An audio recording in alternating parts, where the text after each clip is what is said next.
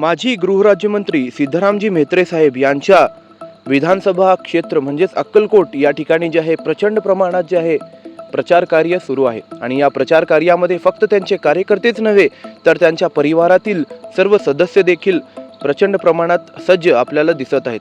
तर अशाच एका कार्यक्रमामध्ये होम टू होम प्रचारामध्ये जे आहे शीतलताई म्हेत्रे व लक्ष्मीताई म्हेत्रे काल रात्री कुंभारी गावामध्ये आल्या होत्या आणि खूपच सुंदर प्रतिसाद त्या ठिकाणी त्यांना भेटलेला आहे। कुंभारी गावातील सर्व गावकरी, सर्व काँग्रेसचे पदाधिकारी या ठिकाणी उपस्थित होते। सगळ्यांनी जे आहे मिळून या ठिकाणी जे आहे माजी गृहराज्यमंत्री व भावी आमदार सिद्धरामजी म्हेत्रे साहेब यांच्या प्रचार कार्याला जे आहे सुरुवात केली।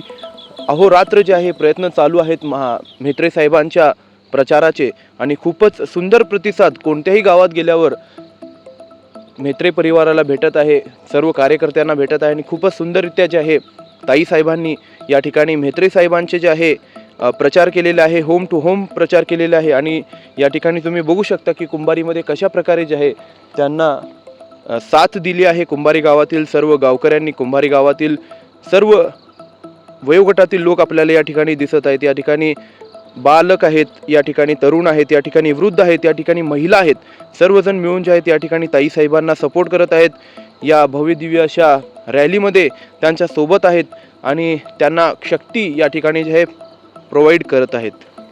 खूपच सुंदररित्या जे आहे हे पूर्ण प्रचार कार्य सुरू आहे।